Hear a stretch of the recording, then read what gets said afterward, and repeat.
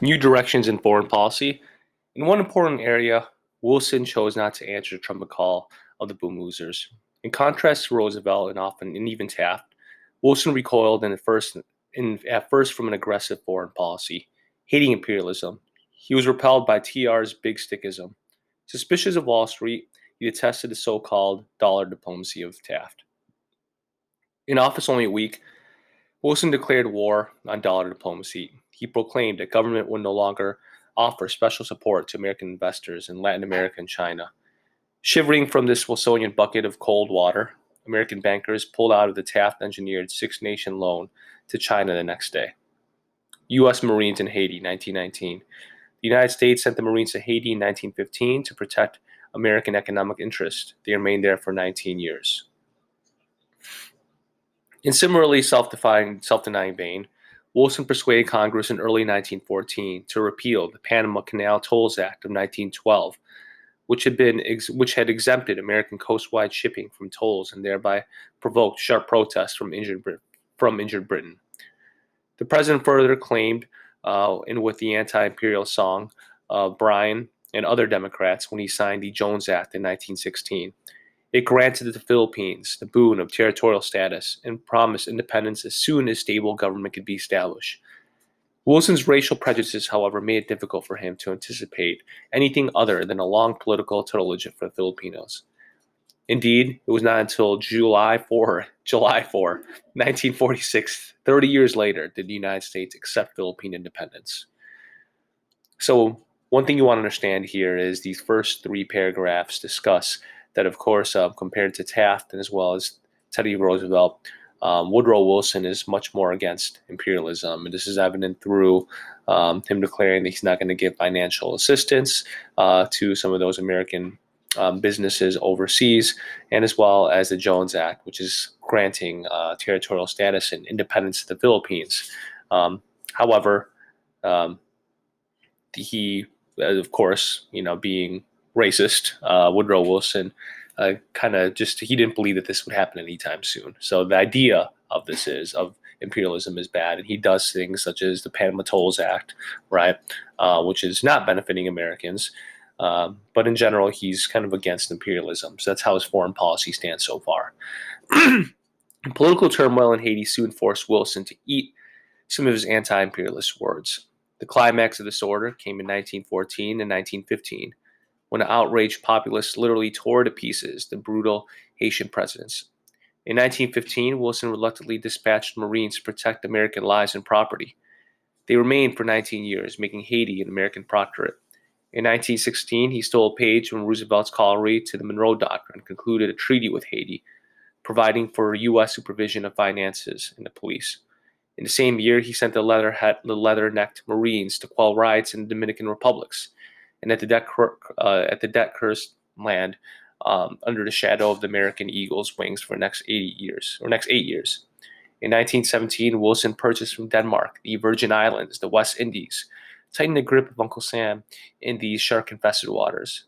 Increasingly, the Caribbean Sea, with its vital approaches to the now navigable Canal, was becoming a Yankee moat. So, going through these questions, that one of the things that you want to do is when we're summarizing Wilson's foreign policies, although he's very anti-imperialistic in theory, due to a lot of political stability in Haiti as well as the Caribbean and economic stability, he needs to do what he can to protect those interests. So yes, he's anti-imperialistic. He passes the Jones Act, which kind of says the Philippines will have their independence. However, when he needs to use the military, he does. He uses the military, of course, to protect American businesses as well as lives. And you'll notice I realized the questions that I gave you for 29, some of them were missing, so I have to add some of them back in as I go through this. Moralistic diplomacy in Mexico. Rife bullets winding across the southern border served as a constant reminder that all was not quiet in Mexico. For decades, Mexico had been sorely exploited by foreign investors in oils, railroads, and mines. By 1913, American capitalists had sunk out about $1 billion into the underdeveloped but generously endowed country. But Mexico was rich, Mexicans were poor. Fed up with their miserable lot, They at last revolted. The revolution took an ugly turn in 1913 when a conscienceless clique, the support of President Taft's ambassador to Mexico, murdered the popular new revolutionary president and installed General Victoriano Huerta, neutral Indian, in the president's chair. All this chaos accelerated a massive migration of Mexicans to the United States. More than 1 million Spanish-speaking newcomers trapped across the southern border in the first decades of the 20th century. Settling mostly in Texas, New Mexico, Arizona, and California, they swung picked buildings and highways and railroads, or followed the fruit harvest as pickers. Though often segregated in Spanish-speaking enclaves, they helped to create a unique borderland culture that blended Mexican and American folkways.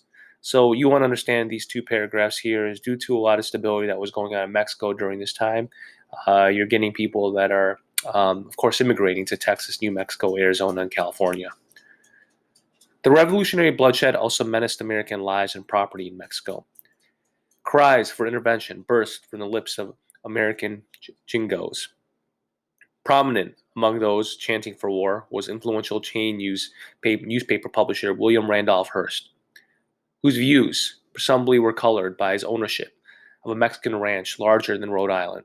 Yet once again, President Wilson refused to practice the same old dollar diplomacy of his predecessors, deeming it perilous to determine foreign policy in terms of material interest. So we're getting William Randolph Hearst, of course, the famous newspaper publisher. He's trying to appeal to Roosevelt to help in and to bring some stability to Mexico. But Roosevelt, his view is no. I mean, he wants to stay out of some of those foreign some of the just foreign intervention that happened in the past. Wilson strove as best as he could to steer a moral course in Mexico. He sent his aggressive ambassador packing, imposed an arms embargo, and refused to recognize officially the murderous government of the brute Huerta, even though most foreign powers acknowledged Huerta's bloody-handed regime. I'm going to teach the South American republics to elect good people, the former professor declared. He put his munitions where his mouth was in 1914, when he allowed American arms to flow to Huerta's principal rivals, white-bearded Venustiano Carranza and the firebrand Francisco Pancho Villa. The Mexican volcano erupted at the Atlantic seaport of Tampico in 1914, when a small party of American sailors were arrested. The Mexicans promptly released the captives and apologized, but they refused the affronted American admiral's demand for a salute of 21 guns. Wilson, determined to eliminate Huerta, asked Congress for authority to use force against Mexico. Before Congress could act, Wilson ordered the Navy to seize the Mexican port of Veracruz to thwart the arrival of the German steamer carrying Huerta's bound guns and ammunition. So one thing you want to understand, just looking at this, is that Woodrow Wilson, he does not approve of the government that is in power in Mexico. And what he's doing is, I mean, originally he says he wants to stay out of it, but his views later change. And he does this by supporting and giving arms to Huerta's rivals, such as Pancho Villa. And another thing that he also does is he goes ahead and there's a small party of American soldiers that were also arrested, right, at the Atlantic seaport in Tampico. And eventually they are released. But then what Woodrow Wilson does is he seizes the port of Veracruz, which prevents Huerta from gaining guns and ammunition. Just as the full-dress shooting conflict seemed inevitable, Wilson was rescued by an offer of mediation from the ABC powers, Argentina, Brazil, and Chile. Huerta collapsed in 1914 under pressure from within and without, and he was succeeded by his arch-rival, Venustiano Carranza, who hotly resented Wilson's military meddling. The whole story of the Tampico incident did not occur well for the future of the United States and Mexican relations. So, of course, you need to know what this Tampico incident is. The arrest of American sailors by the Mexican government, right? So just causing more tension in the future. Pancho Villa, a combination bandit and Robin Hood, had meanwhile stolen the spotlight. He emerged as the chief rival to President Carranza, whom Wilson now reluctantly supported. Challenging Carranza's authority while also punishing the gringos, in January 1916, Villa's men ruthlessly hauled 16 young American mining engineers off of a train traveling through northern Mexico and killed them. A month later, Villa and his followers, hoping to provoke a war between Wilson and Carranza, um, blazed across the border into Columbus, New Mexico, and murdered another 19 Americans. General John J. Blackjack, perishing a grim-faced ramrod erect veteran of the Cuban and Philippine campaigns, is ordered to break up the bandit band. His hastily organized force of several thousand mounted troops penetrated deep into rugged Mexico without surprising speed. They clashed with Carranza's forces and mauled the Villistas, but missed capturing Villa himself. As the threat of war with Germany loomed, the invading army was withdrawn in 1917. So what you want to look at here is describe the United States relationship with Mexico under the Wilson administration. Is that during the early stages of the Mexican Revolution, when there was a government that was in power that did not favor the Wilson administration, Wilson said that he would stay out. However, he ends up, of course, intervening, whether it be providing lessons to the Carranza and Villa opposition, and then later on, you're getting conflict between Villa and also Wilson, right? So you're getting increased tension. Is that you need to understand that the Tampico incident, that during the uh, government of Huerta, that the Mexican government went ahead and arrested American military, but of course it's because American military is providing weapons to the rival, and then under the new government of Villa, is you're getting a lot of Americans that are being taken into, they're being kidnapped and killed. And the reason why is they look down on, of course, American intervention into the politics that's going on in Mexico. Although that they were even the opposition was of Huerta was supplied with those weapons. This is very important because it's going to lead to the rising tensions to World War. Okay, well, so what we need to know here is what does the author mean by thunder across the sea? Europe's powder magazine, long, smoldering, blew up in the summer of 1914 when the flaming pistol of Sir Patriot killed the heir to the throne of Austria-Hungary in Sarajevo, an outraged Vienna government backed by Germany. An explosive chain reaction followed. Tiny Serbia, backed by the powerful Slav neighbor Russia, refused to bend the knee sufficiently. The Russian Tsar began to mobilize ponderous war machine, menacing Germany on the east, even as his ally France confronted Germany in the west. The Germans struck suddenly at France through unoffending Belgium. Their objective was to knock their ancient enemy out of action, so they could have two free hands to repel Russia. Great Britain, its coastline jeopardized by assault on Belgium, was sucked into the conflagration on the side of France. Almost overnight, Europe was locked in the fight to death. On one side arrived the Central Powers, Germany and Austria, and later Turkey and Bulgaria. On the other side, principally France, Britain, and Russia, and later Japan and Italy. Americans thank God for the ocean moats and self-righteously congratulate themselves on having had ancestors wise enough to abandon the hell pits of Europe. America felt strong, snug, smug, and secure, but not for long. President Wilson, so what this is going on, these three paragraphs is discussing, of course, World War One. You need to know who the Central Powers are as well as who the allies are. President Wilson issued the routine Neutrality Proclamation and called on Americans to be neutral in thought as well as deed. But such scrupulous even-handedness proved difficult. Both sides wooed the great neutral in the West. The British enjoyed the boon of close cultural, linguistic, and economic ties with America, and an added advantage of controlling most of the transatlantic cables. Their censors sheared away war stories harmful to the Allies and drenched the United States with tales of German bestiality. The Germans and Austro-Hungarians counted on the natural sympathies of their transplanted countrymen in America. Those men with blood ties to the Central Powers numbered some 11 million in 1914, and some of these recent immigrants expressed noisy sympathy for the fatherland. Most, however, were simply to be distant from the fray. So what we're getting here is, of course, the United States has a closer economic, cultural tie with Great Britain. So a lot of people, of course, are going to support the Allies. There's also a large amount of German immigrants during this time. The majority of Americans were anti-German from the outset. With this villainous and upturned mustache, Kaiser Wilhelm II seemed the embodiment of arrogant autocracy, an oppression strengthened by Germany's ruthless strike in neutral Belgium. German and Austrian agents further tarnished the image of Central Powers in American eyes when they restored violence to American factories and ports. When a German operative in 1915 absentmindedly left his briefcase in a New York elevated car, its documents dealing to plans for industrial sabotage were quickly discovered and publicized, further inflaming American opinion against the Kaiser. Still, most Americans hopelessly hope to stay out of the horrible war. So what you want to understand here, what does the author mean by thunder across the sea? Of course, they're talking about World War One.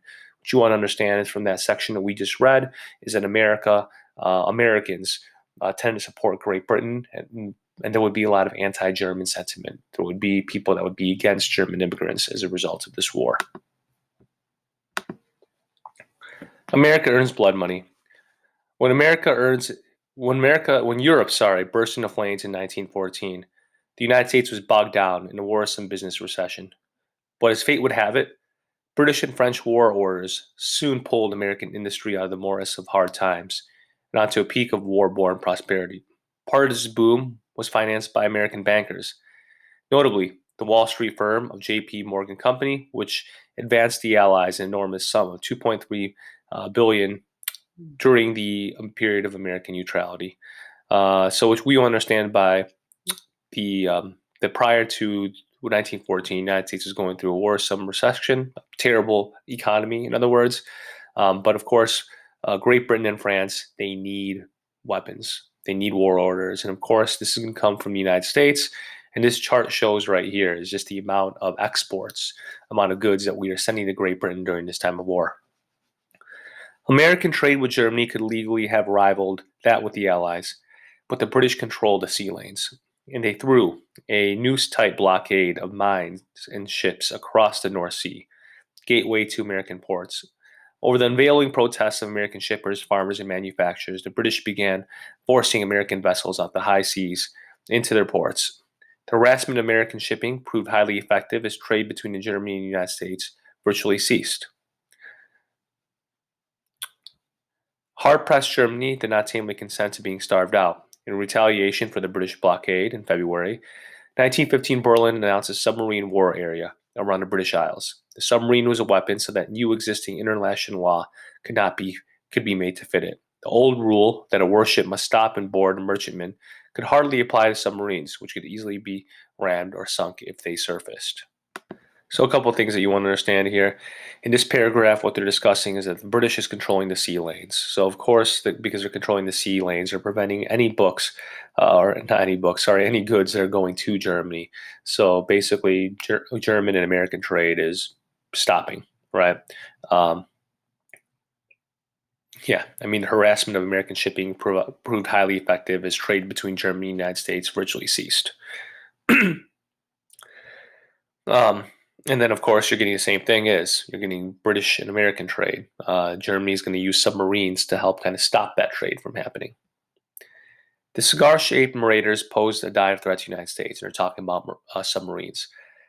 So long as Wilson insisted on maintaining America's neutral rights, Berlin officials declared that they would not try to sink neutral shipping, but they warned that mistakes would probably occur. Wilson now determined on a policy of calculated risk. He would continue to claim profitable neutral trading rights while hoping that no high seas incident would force his hand to grasp the sword of war. So what Wilson is doing, even though Germany says we're not going to bomb your ships, however, accidents might happen. Wilson is taking that risk. The German submarines, known as U-boats, from the German Unterseeboot or undersea boat, meanwhile began their deadly work. In the first months of 1915, they sank about 90 ships in the war zone. Then the submarine issue became acute when the British passenger liner Lusitania was torpedoed and sank off the coast of Ireland on May 7, 1915, with a loss of 1,198 lives, including 128 Americans. So you're getting these U-boats. One of them sinks the Lusitania, which is a boat, right? Which is a war boat. So that's problematic because a passenger boat, and there's Americans on there. Lusitania was carrying 4,200 cases of small arms ammunition, a fact the Germans used to justify the sinking. But Americans were swept by a wave of shock and an act of mass murder and piracy. The eastern United States, closer to the war, seethed with talk of fighting, but the rest of the country showed a strong distaste for hostilities. The peace-loving Wilson had no stomach for leading a disunited nation into war. Instead, by a series of increased strong condemnations, Wilson attempted to take the German warlord sharply to task. There is such a thing, he declared, as a man being too proud to fight. Even this measured approach proved too much for the strongly anti-Secretary Secretary of State Bryan, who resigned in a post. But Wilson's policies incensed the war-thirsty Theodore Roosevelt. Rough Riders sailed spineless simpers who heeded the weasel words of the pacifist professor in the White House. Yeah, Wilson, sticking to his verbal guns, made some diplomatic progress. After another British liner, the Arabic, was sunk in 1915 with the loss of 2 American lives. Berlin reluctantly agreed not to sink unarmed and unresisting passenger ships without warning. The pledge appeared to be violated in March 1916, when Germans torpedoed a French passenger steamer, the Sussex. The infuriated Wilson informed the Germans that unless they renounced the inhumane practice of sinking merchant ships without warning, he would break diplomatic relations as almost as certain as prelude to war. So Germany, of course, continues to sink these innocent ships, these liners, as well as merchant ships. In America, Wilson is saying, hey, I want to stay neutral, but eventually we're going to go to war if we need to. Sorry. Germany reluctantly knuckled under to President Wilson's Sussex ultimatum, agreeing not to sink passenger ships and merchant vessels without giving warning. But the German attached a long string to their Sussex pledge. The United States would have to persuade the Allies to modify what Berlin regarded as their illegal blockade. This obviously was something that Washington could not do. Wilson promptly accepted the German pledge without accepting the string. He thus won a temporary but precautious diplomatic victory. Precarious because Germany could pull the string whenever it chose, and the president might suddenly find himself tugged over the cliff of war. So to sum up this question, what is meant by blood money? Blood money, what the author means by this, is money that the United States is earning through trade with Great Britain as well as Germany. And that's how they earn it. They earn it by supplying weapons to the Allies. They would like to supply weapons to Germany, but the blockade is way too strong, the British blockade. Lusitania is very important because you're looking at this as a passenger ship that contained weapons, but also Americans. This ship was going it's going to Great Britain, but the fact that you're getting Americans that are killed on this, it's by a German U-boat or a German submarine. Woodrow Wilson is very concerned, and he tells Kaiser Wilhelm that you need to make sure that you are no longer taking out American merchant ships through U-boats, otherwise we will go to war. Wilson wants to stay neutral, and you're getting a lot of political opposition that says, no, we should go to war. Wilson wins re-election in 1916. Against this ominous backdrop, the presidential campaign of 1916 gathered speed. Both the Bull Moose progressives and the Republicans met in Chicago. The progressives uproariously renominated Theodore Roosevelt, but the Rough Rider, who loathed Wilson and all his works, had no stomach for splitting the Republicans against ensuring the re-election of his hated rival. In refusing to run, he sounded a death knell of the Progressive Party. The Republicans drafted the Supreme Court Justice Charles Evan Hughes, a cold intellectual, and a solid liberal record when he was governor of New York. The Republican platform condemned the Democratic traffic assaults on the trust, and Wilson's wishy-washiness in dealing with Mexico and Germany. So what these two paragraphs discuss is, of course, the opposition that Wilson has. For his part, Wilson knew that his election in 1912 had been something of a fluke, owing largely to the Taft-Roosevelt split in the GOP Republican ranks. He had used his first term to identify himself as a candidate of progressivism and to woo the Bull Moose voters into Democratic fold. The president, nominated by acclamation at the Democratic Convention in St. Louis, now built his next campaign on the slogan, "He kept us out of war." So what this is saying is Wilson, keeps saying that Wilson believes that it's evident that the last election was a fluke because there was a split within the Republican Party, but now he's running under the campaign of "He kept us out of war." That, of course, World War I started in 1914, and he's done so far in these last 2 years as he's been able to stay neutral. Those that are critical of him bring up the situation in terms of his foreign diplomacy in Mexico as being problematic.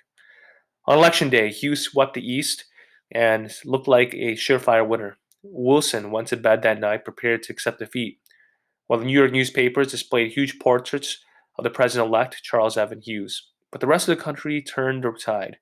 Midwesterners and Westerners, attracted by Wilson's progressive reformers and anti-war policies, flocked to the polls for president. The final result, in doubt for several days, hinged on California. Wilson carried by some 3,800 votes out of a bit. Sorry, let me reread that. The final result, in doubt for several days, hinged on California, which Wilson carried by some 3,800 votes out of about a million cast. So Wilson thought that he was going to lose, but as the votes went to the Midwest and the West, of course, he's gaining more support.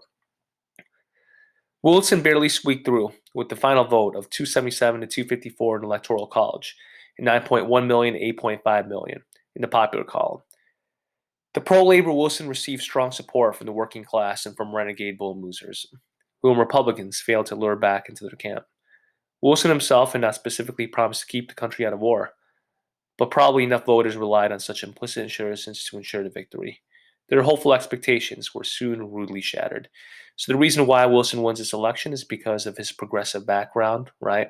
But also because of keeping us out of war for 2 years, which unfortunately does not follow through. So to sum that up, how does Wilson win re-election in 1916? Although it looks like Wilson is going to lose the election in the early stages, there's not much Eastern support from him. By the end of the election, he gains a lot of votes from the Midwest and West, specifically because of keeping us out of war and also because of his progressive reforms. War Act by Germany. What you need to do is you need to explain the significance of the Zimmerman notes. Destiny dealt cruelly with Woodrow Wilson. The lover of peace, as fate would have it, was forced to lead a hesitant and peace-loving nation into war. As the last days of 1916 slipped through the hourglass, the president made one final futile attempt to mediate between the embattled belligerents. On January 22, 1917, he delivered one of his most moving addresses, restating Americans' commitment to neutral rights and declaring that only a negotiated peace without victory would prove durable. Germany's warlords responded with a blow of the mailed fist. On January 1, 1917, they announced to an astonished world their decision to wage unrestricted submarine warfare, sinking all ships, including America's, in the war zone. So unrestricted submarine warfare, you need to know what this is basically saying is that any ship that is, of course, aiding Great Britain, even if it's a merchant ship, is going to be destroyed. Why this rash act? War with America was the last thing Germany wanted, but after 3 ghastly years in the trenches, Germany's leaders decided the distinction between combatants and non-combatants was a luxury they could no longer afford.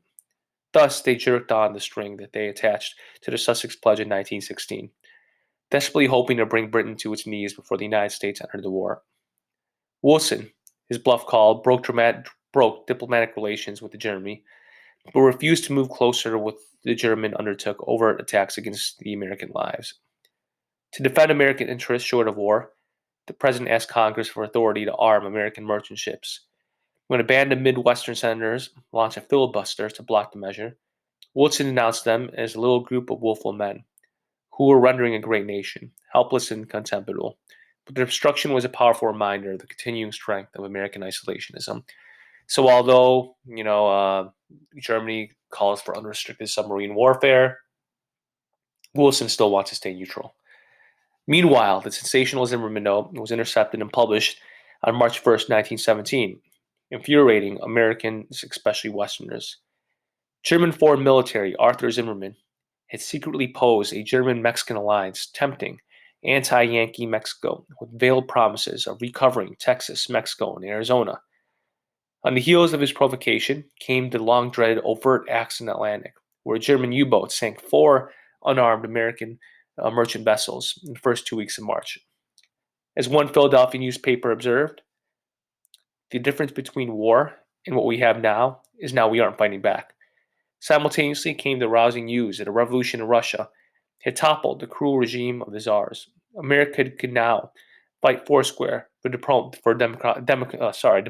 on the side of the Allies, that the black sheep of Russian despotism in the Allied fold. So what we're getting here is a Sibber note is very important because what happens is you're getting the German foreign secretary that's calling for an alliance with Mexico to go against the United States. If Mexico attacks the United States, when the war ends, they will obtain Texas, New Mexico, and Arizona back. And remember, relations between Mexico and the United States aren't necessarily the greatest at this point. Subdued and solemn, Wilson at last stood before a hushed joint session of Congress on the evening of April 2, 1917, and asked for a declaration of war. He had lost his gamble that America would pursue the profits of neutral trade without being sucked into the gasoline maelstrom. A myth developed in later years that America was dragged unwillingly into the war by munitions makers and Wall Street bankers, desperate to protect their profits and loans.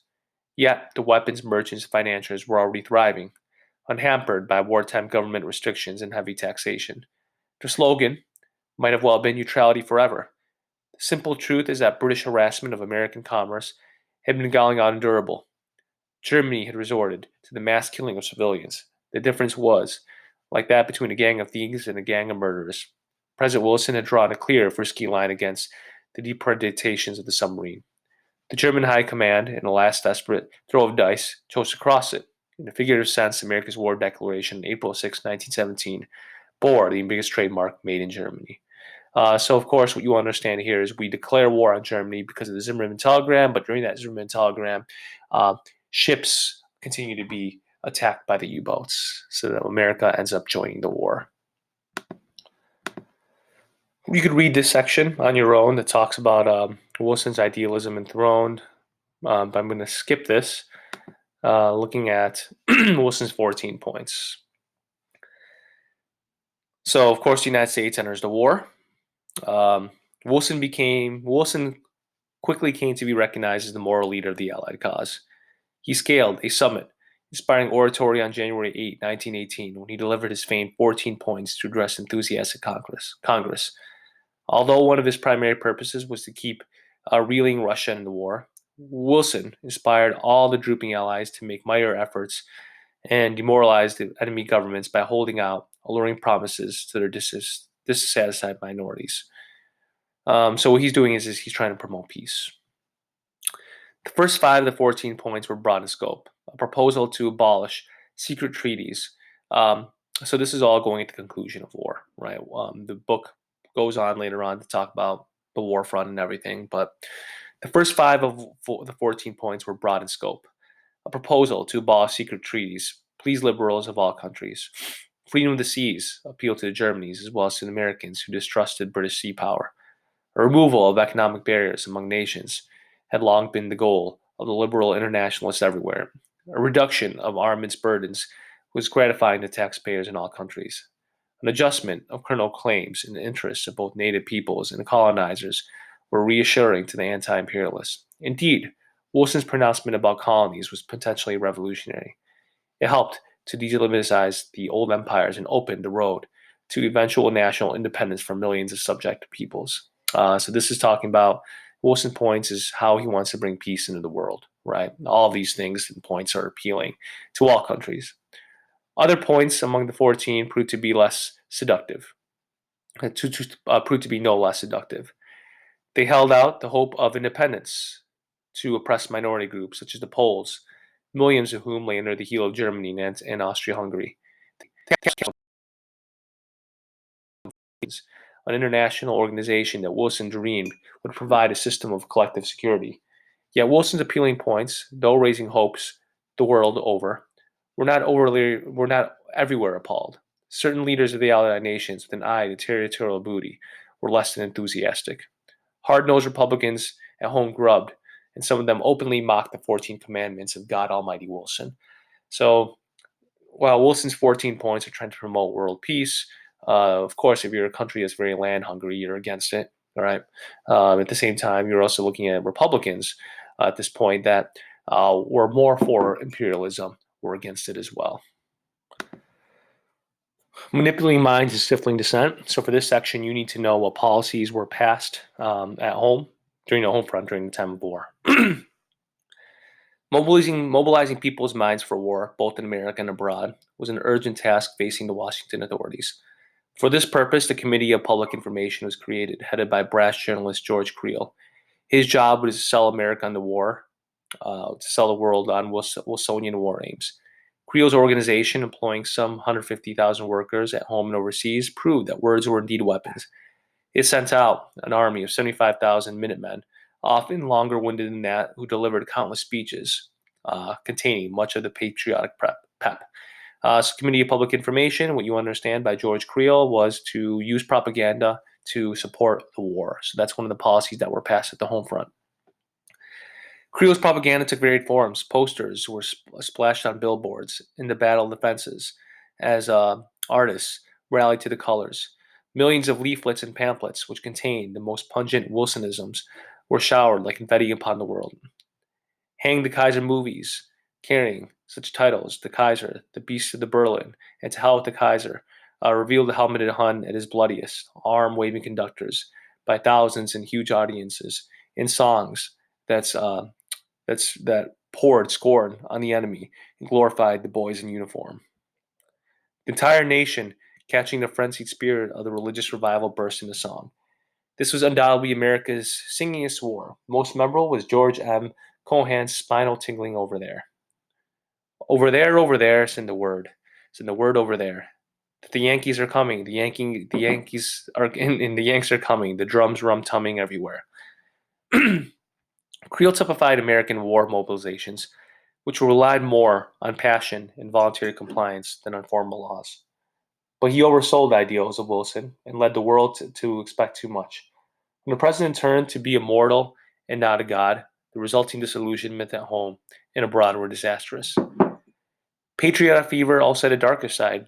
German Americans numbered 8 million, counting those with at least one parent foreign born, of a total of 100 million. Most proved to be independently loyal to the United States. Yet rumor mongers were quick to spread tales of spying and sabotage. Even trifling epidemics of diarrhea were blamed on German agents. A few German Americans were tarred, feathered, beaten. In one extreme case, a German socialist in Illinois was lynched by a drunken mob. As emotion mounted, hysterical hatred of Germans and things German swept the nations. Orchestras found it unsafe, to present German composed music, like Wagner or Beethoven. German books were removed from library shelves, and German classes were canceled in colleges and high schools. Sauerkraut became Liberty cabbage, hamburger, Liberty steak. Even beer became suspect as patriotic Americans fretted over the loyalty of breweries with names like Schlitz and Pabst. So these last three paragraphs have stated that the war campaign, the propaganda campaign, was very successful. But one of the things that it also did was it led to a lot of anti-German and also discrimination at home, right? These you want to make sure you mention. Both the Espionage Act of 1917 and the Sedition Act of 1918 reflected current fears about Germans and anti-war Americans, especially visible among the 1900 prosecutions pursued under the laws were anti-war socialists and members of the radical industrial workers of the world. Kingpin socialist Eugene V. Debs was tried under the Espionage Act in 1918 and sentenced to 10 years in federal penitentiary. IWW leader William D. Bill Haywood, Big Bill Haywood, and 99 associates were similarly convicted. Virtually any criticism of the government could be censored and punished. Some critics claimed that new laws were bending, if not breaking, the First Amendment. But in Schneck versus United States, the Supreme Court affirmed their legality, arguing that freedom of speech could be revoked when speech posed a clear and present danger to the nation. So the Espionage Act, what this did was it allowed basically, in the Sedition Act of 1918, what this did was it allowed the government to prosecute you for interference in a draft or other works of national disloyalty. So being disloyal to the nation.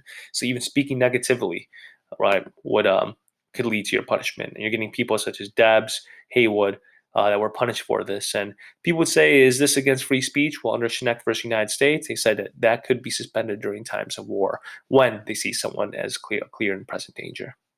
Okay. These prosecutions form an ugly chapter in American history of the United States. But as we can see in the future, it's going to happen again. So, what were some of the policies that were passed at the home front during the war? Of course, you need to make sure that you bring up the Committee on Public Information, as well as the effects of the Espionage Act, and of course, Schneck versus the United States. All very important.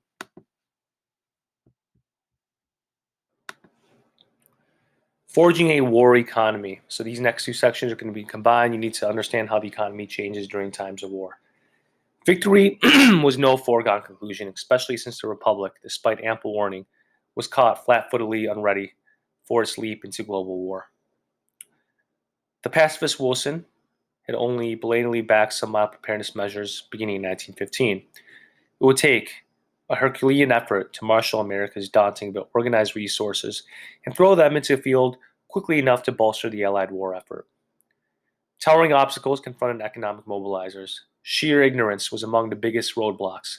No one knew precisely how much steel or explosive powder the country was capable of producing. Old ideas also proved to be liabilities, as traditional fears of big government hamstrung efforts to orchestrate the economy from Washington.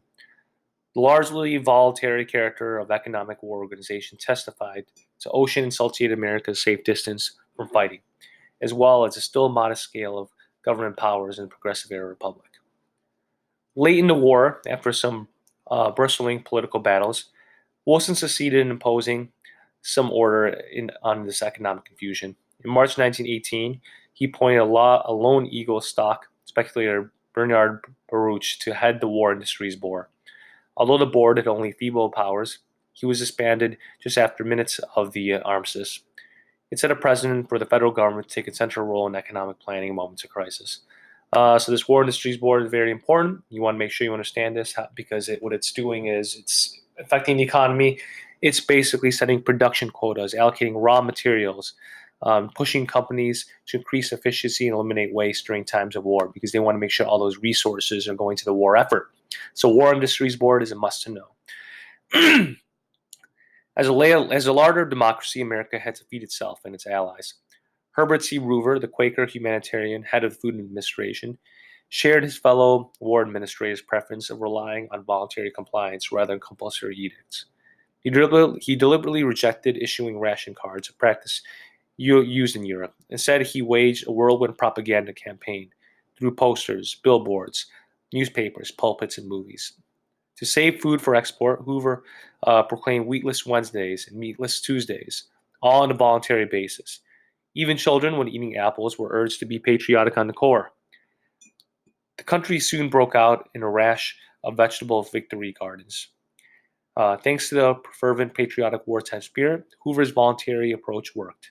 Farm production increased by 1/4, and food exports from the Allies tripled in volume.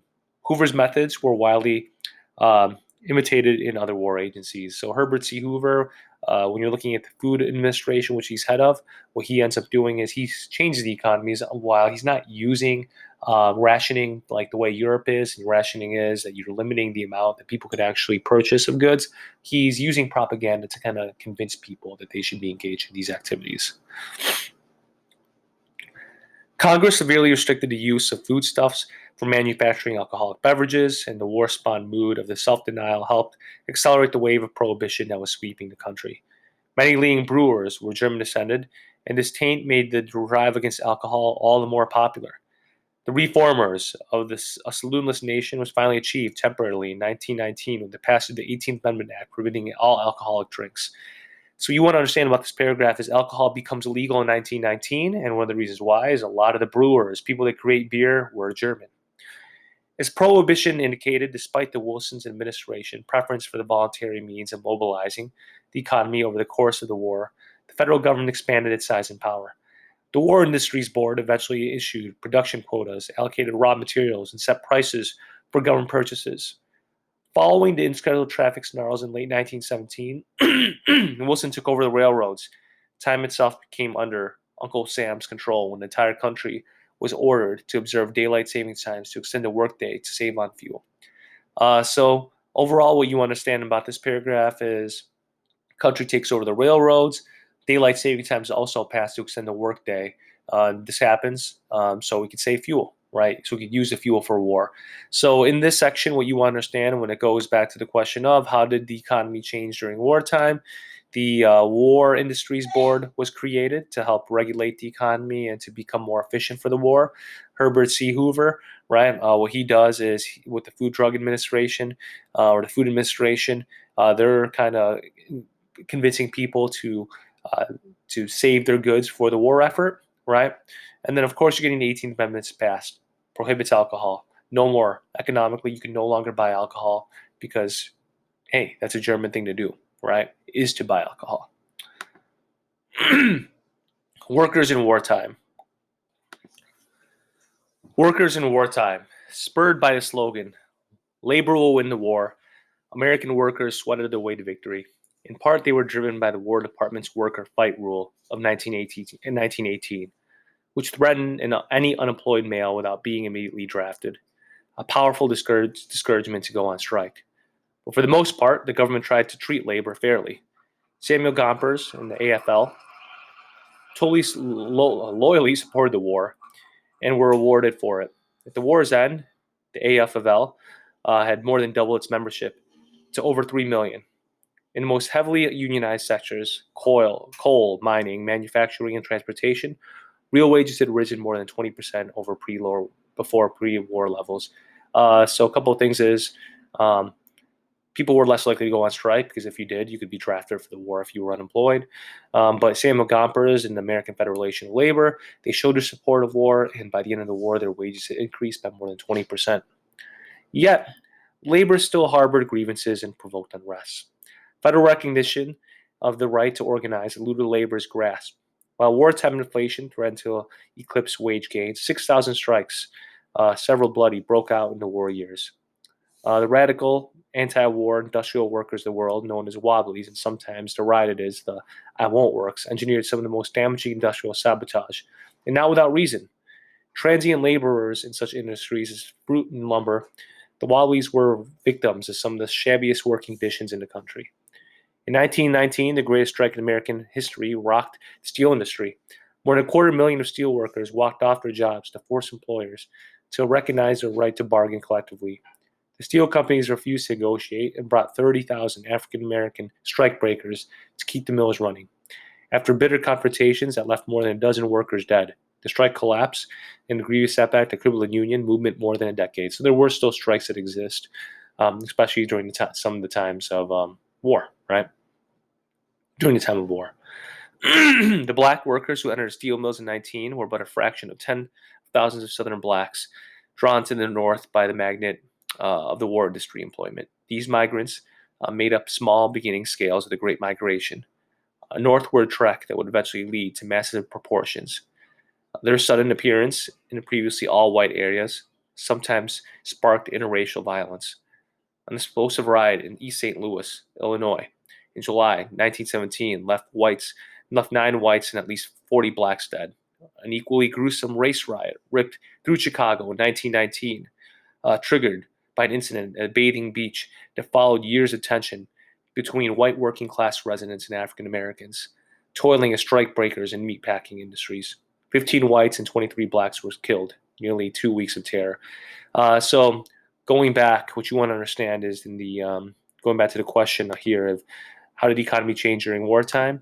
Well, people were less likely to go on strike, but if they did, they would also have African Americans that would go ahead and be the strike breakers. The Great Migration would happen specifically because of the wartime economy. You're getting thousands of African Americans moving north into big cities to take factory jobs. But as a result of this, you're also getting a lot of race riots that would occur. Pictured here, you see a Chicago race riot in 1919. Myself being born from Chicago, this is something that I studied very much in depth. The cause of this riot was you had an African American boy that would actually shift over to the Caucasian side of the beach. The boy was stoned to death. He would eventually end up drowning because he was stoned. So he was stoned, hit in the head, and would drown. This would lead to days of riots between the African American and the Caucasian population. But of course, that movement stems because of the economy. You're getting African Americans are moving to the north to fulfill those jobs.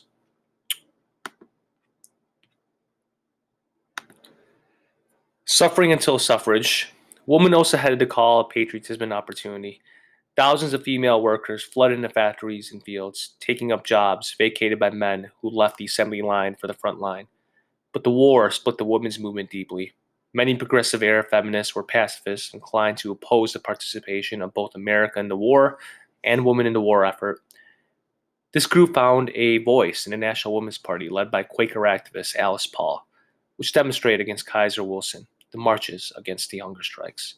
So what you need to understand about this unit is the role that women were playing. So you're getting Alice Paul, which is of course trying to get women together, and just which influenced the politics of war. But the larger part of the suffrage movement represented by the National American Women's Suffrage Association, supported by Wilson's war. Leaders echoed Wilson's justification for fighting by arguing that women must take part in the war effort to earn a role in shaping peace. The fight for democracy abroad was women's best hope for winning true democracy at home. So women at this time felt that if they could contribute to this war effort and bring peace, then they could also win more rights at home. War mobilization gave new momentum to the suffrage fight. Impressed by women's war work, President Wilson endorsed women's suffrage as a vitality necessary war measure. In 1917, New York voted for suffrage at the state level. Michigan, Oklahoma, and South Dakota followed. The next year, governments in Great Britain, Austria, and Hungary, and Germany extended the suffrage to home. Not long after the United States followed suit, in 1920, more than 70 years after the first calls for suffrage at the Seneca Falls Convention, the 19th Amendment was ratified, giving all American women the right to vote. So we understand there was a trend worldwide that was giving women the right to vote. Despite political victory, women's wartime economic gains proved fleeting. Although a permanent women's bureau did emerge after the war in Department of Labor, most women workers soon gave up their jobs. Congress affirmed its support for women in a traditional role as mothers when it passed the Shepherd-Town Maternity Act of 1921, which provided federally financed instruction in maternal and infant care. In doing so, it also expanded the responsibility of government on family welfare. Partial through feminist victories were developments of the World War I era foreshadowed a future when women's wage labor and political power would reshape the American way of life. Yes, women did provide a lot of economic gain working in the factories during World War I.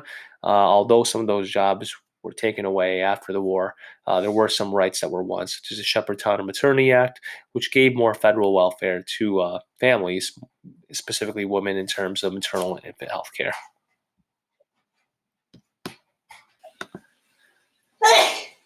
Making plowboys and doughboys. So here you need to understand the role of the AEF.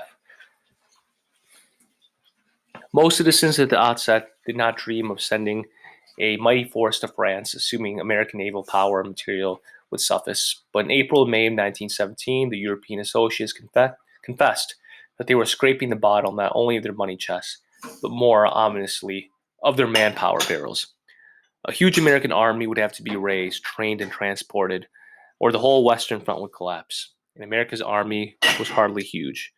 With 100,000 regulars at the war's eve, it ranked only 15th among the world's largest armies. Conscription was the only answer to the need for raising an immense force with an all possible speed. Wilson disliked the draft, so as did many other Americans with Civil War memories, but he eventually accepted conscription as a disagreeable and temporary necessity. The proposed draft bill immediately ran into barrage of criticism in Congress, where one member declared that there was precious little difference between a conscript and a convict. 6 weeks after declaring war, Congress grudgingly passed conscription to supply the manpower of the American expeditionary forces in Europe. So the AEF, what you understand is, it was the name given to the U.S. Army force deployed to Europe in World War I. Of course, by this time it wasn't enough, so therefore they would need to make sure that they incorporate a draft. The draft machinery in their whole worked effectively. Within a few frantic months, the Army grew to over 4 million men. For the first time, the women were admitted to the armed forces, some 11,000 to the Navy and 269 in the Marines. African Americans also served in the AEF. Though in strictly segregated units, and usually under white officers, military officers hesitated to train black men for combat, and the majority of black men were assigned to construction battalions. Recruits were supposed to receive 6 months of training in America and 2 overseas. So great was the urgency that many doughboys were swept swiftly into battle, scarcely enough to handle a rifle, much less than a bayonet. So all in all, what you understand is that that the need for soldiers was so urgent that African Americans and women were also drafted, or they were put into the Navy. However, they were still very much segregated. Okay, so I did skip around here. So we're going to this section on Idealist and Mid Imperialist. This is looking at the conclusion of the war. Idealist Woodrow, and you need to identify what this means, an idealist and mid imperialist. Idealist Woodrow Wilson received tumultuous welcomes from the masses of France, England, and Italy, even as their wary statesmen tried to keep the new Messiah at arm's length from worshipful crowds. When it came to negotiating the shape of post-war world at Paris Conference of the great and small nations began on January 18, 1919. The Allies formed an inner clique known as the Big Four, with Wilson representing the richest and freshest great power, moreover less in charge. He was joined by genial Premier Vittorio Orlando of Italy and brilliant Prime Minister David Lloyd George of Great Britain. Perhaps the most realistic of the quartet was cynical, hard-Britain Premier Georges Clemenceau of France, known as the Tiger. So the war, once the war concludes, you're getting the Big Four that are present there. Remember, Germany actually ends up signing an armistice, a stop to the war. Wilson first spent his energies in preventing any vengeful parceling out of the former colonies and protectorates of the vanquished powers. Wilson tried to force through a compromise between naked imperialism and idealism. The victors would not take possession of conquered territory outright, but receive its trustees of the League of Nations. Strategic Syria, for example, was awarded to France, and oil-rich Iraq went to Britain. In practice, this half-loaf solution was little more than the old pre-war colonialism. Thinly disguised, although in the decades to come, anti-colonial independence movements would yield the Wilson ideal of self-determination against their imperial occupiers. What this is saying is, of course, Wilson was all for self-determination of these territories, but obviously this would not happen. Meanwhile, Wilson had been serving as a midwife for the World Parliament known as the League of Nations, which he envisioned as containing assembly within seats for all nations, in a council to be controlled by the great powers. To his great satisfaction, in February 1919, his fellow treaty makers agreed to make the League Covenant. Wilson's brainchild, an integral part of the financial peace treaty, bought tough bargains, and grinding compromise loomed ahead in Paris. So this League of Nations, think about this as almost of a board, almost like an organization of all the countries that are meant to deal with world issues to prevent another war. The hard-headed Clemenceau passed French demands from the German inhabited Rhineland of the Saar Valley, a rich coal area. Faced with the fierce Wilsonian opposition to this violation of self-determination, France settled for a compromise whereby the Saar Basin would remain under the League of Nations for 15 years, and then a popular vote would determine its fate. Wilson, next battle was Italy over Fiume, a valuable seaport inhabited by both Italians and Yugoslavs. When Italy demanded Fiume, Wilson insisted the seaport go to Yugoslavia and appealed over the heads of Italy's leaders to the country's masses. The maneuver fell flat, and Italian delegates went home in huff, while the Italian masses turned savagely against Wilson. Another crucial struggle was Japan over China's Shandong Peninsula and the German islands in the Pacific, which the Japanese had seized during the war. Japanese received the strategic Pacific islands under the League of Nations mandate, but Wilson staunchly opposed Japan's control of Shandong as a violation of self-determination for 30 million Chinese. When the Japanese threatened to walk out, Wilson reluctantly accepted a compromise whereby Japan kept Germany's economic holdings on China's Shandong Peninsula and pledged to return the peninsula to China later date. The Chinese were outraged by the imperialist solution, while Clemenceau jeered that Wilson talked like Jesus and acted like Lloyd George. So what you're getting here is in these cases, so for example, Shandong province in China, Japan wanted control of it. Wilson's like, no. Japan threatened to leave the League of Nations, so of course they were awarded that back to Japan, and China would be furious about this.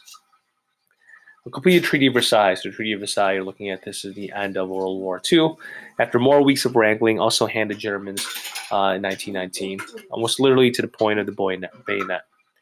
Excluded from the settlement negotiations of Paris, Germany had capitulated in hope that it would be granted a peace on the 14 points. A careful analysis of the treaty shows that only about 4 of 23 original Wilsonian points, subsequent principles, were honored. Vengeance, not reconciliation, was the treaty's dominant tone. Loud and bitter cries of betrayal burst from German throats, charges that Adolf Hitler would soon reiterate during this meteoric rise to power. Wilson was guilty of no conscious betrayal. But the Allied powers were torn by conflicting aims. Many of them were sanctioned by secret treaties. There had to be compromise at Paris, or there would be no treatment. Faced with hard realities, Wilson was forced to abandon some of his less cherished 14 points.